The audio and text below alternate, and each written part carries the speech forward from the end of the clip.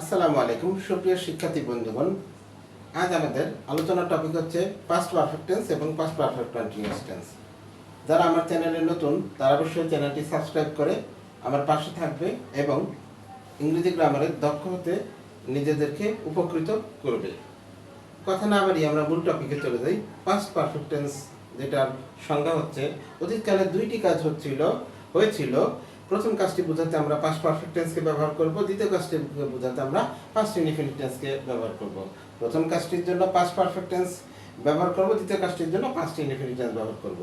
আমরা কিছু উদাহরণের মাধ্যমে এই পাস্ট পারফেক্ট টেন্সটা বোঝার চেষ্টা করব।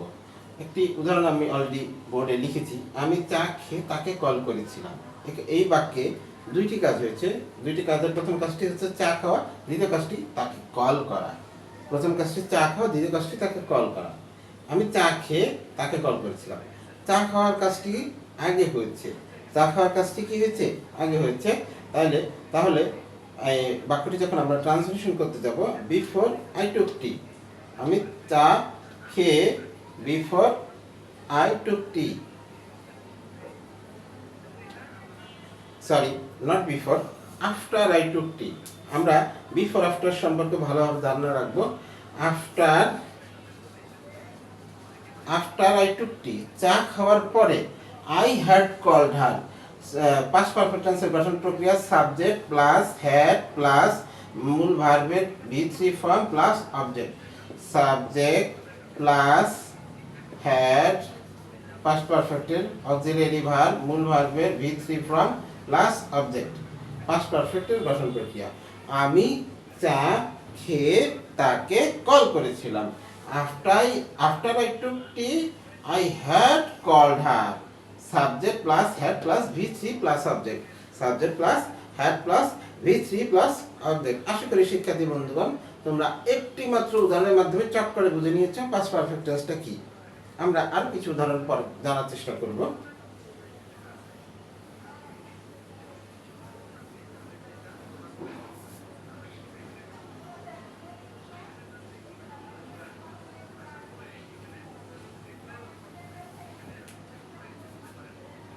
আমি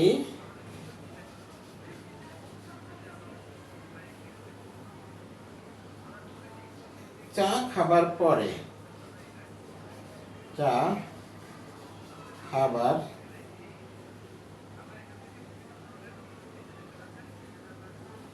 আগে, আমি চা খাবার আগে তাকে কল করেছিলাম।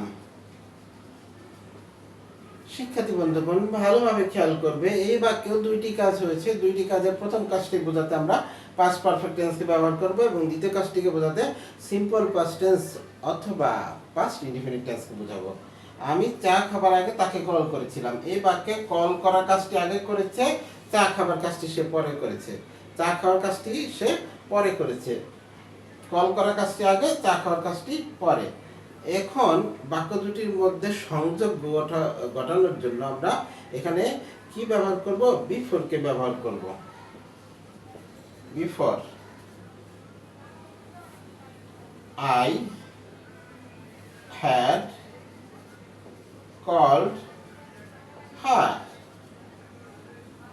I took tea. I took tea, আমি চা খেয়েছিলাম। বিফোর আই কল্ড হার, আগে আমি তাকে ফোন করেছিলাম, তারপরে আমি চা খেয়েছিলাম। I took tea, I took tea. শিক্ষার্থী বন্ধুগণ খেয়াল করবে, পাস্ট টেন্সের গঠন প্রক্রিয়া মানে পাস্ট ইনডিফিনিট টেন্সের গঠন প্রক্রিয়া সব সময় V3 ফর্ম হয়। সেখানে সেই নিয়ম অনুযায়ী এখানে আমাদের I taken tea, I had taken tea.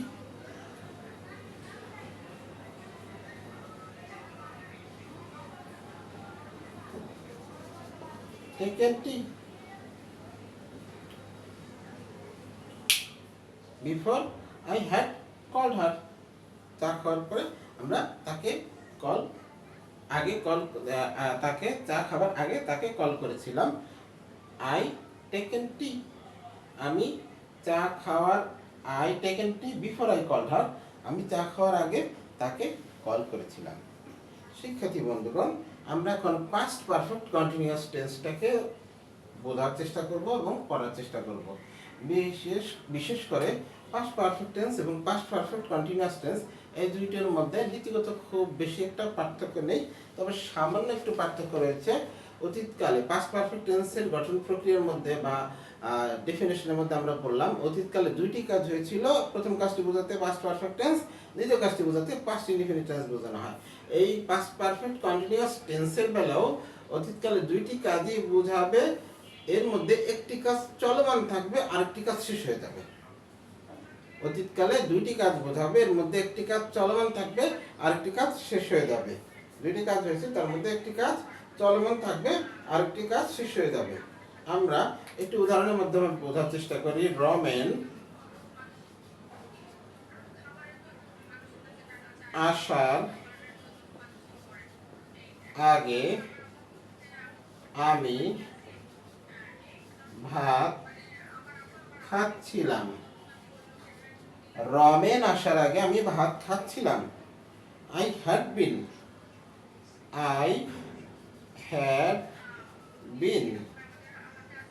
eating rice before ramen came.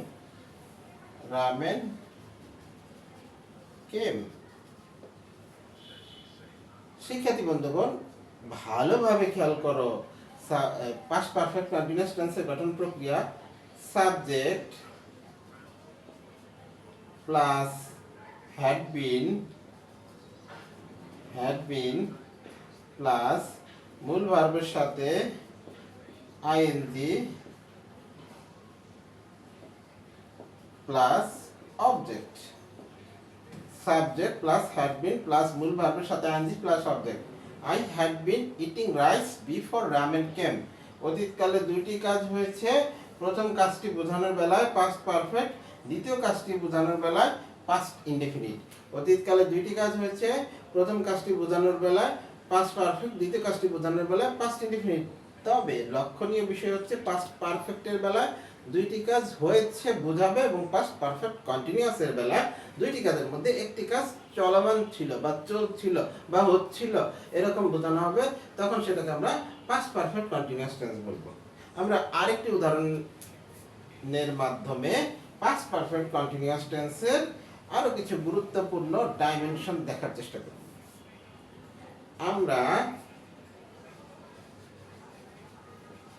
একটি বাসের জন্য সেখানে সকাল থেকে অপেক্ষা করছিলাম। আমরা একটি বাসের জন্য সেখানে সকাল থেকে অপেক্ষা করছিলাম।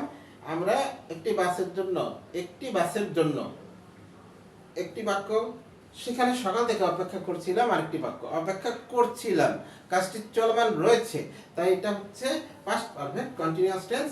এবং আমরা একটি বাসের জন্য, এটা পাস্ট ইনডেফিনিট বা simple past tense. We had বিন, আমরা অপেক্ষা করছিলাম, আমরা কি করছিলাম? অপেক্ষা করছিলাম। উই হ্যাড বিন ওয়েটিং, যেহেতু পাস্ট পারফেক্ট কন্টিনিউয়াস তাই ভার্বের শেষে আইএনজি যোগ হবে। উই হ্যাড বিন ওয়েটিং, কোথায় অপেক্ষা করছিলাম? সেখানে। ইংরেজি কি? There. We had been waiting there. আমরা we had been waiting there. কিসের জন্য অপেক্ষা করছিলাম? For a bus. For a bus. কখন থেকে? সকাল থেকে। Since morning. আমরা we auxiliary verb had been, মূল ভার্বের সাথে আইএনজি, ওয়েটিং অবজেক্ট। কখন থেকে অপেক্ষা করছিলাম? ফর এ, কিসের জন্য? বাসের জন্য। কখন থেকে অপেক্ষা করছিলাম? সিন্স মর্নিং, সকাল থেকে। শিক্ষার্থী বন্ধুগণ, পাস্ট পারফেক্ট কন্টিনিউয়াস টেন্সের বেলায় আমাদেরকে আরো গুরুত্বপূর্ণ দুইটি বিষয় মনে রাখতে হবে। যখন আনডিফাইন্ড টাইম বোঝানো হয় সেক্ষেত্রে আমরা সিন্স ব্যবহার করব। বাক্যের ট্রান্সলেশন করার সময় এবং সেটা যদি পাস্ট পারফেক্ট কন্টিনিউয়াস টেন্স হয়, আনডিফাইন্ড টাইম বোঝানো হয়, সকাল থেকে একুরেট কোনো টাইম নাই, সেই সকাল থেকে অপেক্ষা করছিলাম এরকম বোঝালে সেক্ষেত্রে সিন্স ব্যবহৃত হবে, এবং নির্দিষ্ট টাইম বোঝালে সেক্ষেত্রে ফর ব্যবহার করা হবে। এরকম বোঝালে আনডিফাইন্ড টাইমের বেলায় সিন্স, ডেফিনেট টাইমের বেলায় ফর। আমরা ডেফিনেট টাইমের একটা উদাহরণ বলার চেষ্টা করব। আমরা একটি বাসের জন্য সেখানে সকাল থেকে অপেক্ষা করছিলাম। আমরা এই বাক্যটিকে একটুখানি এডিট করব। আমরা একটি বাসের জন্য সেখানে 2 ঘন্টা যাবত অপেক্ষা করছিলাম। আমরা একটি বাসের জন্য সেখানে 2 ঘন্টা যাবত অপেক্ষা করছিলাম। We had been waiting. আমরা কি করছিলাম? অপেক্ষা করছিলাম। We had been waiting. কোথায় অপেক্ষা করছিলাম? সেখানে। দেয়ার। আমরা সেখানে অপেক্ষা করছিলাম। We had been waiting. কতক্ষণ অপেক্ষা কিসের জন্য অপেক্ষা করছিলাম? ফর এ বাস। একটি বাসের জন্য কতক্ষণ ধরে অপেক্ষা করছিলাম? For 2 hours. 2 ঘন্টা যাবত অপেক্ষা করছিলাম। উই হ্যাড বিন ওয়েটিং, আমরা সেখানে অপেক্ষা করছিলাম। দেয়ার ফর এ বাস, একটি বাসের জন্য কতক্ষণ যাবত? For 2 hours. শিক্ষার্থী বন্ধুগণ, আমাদের আবারও বিষয়টি মনে রাখা প্রয়োজন।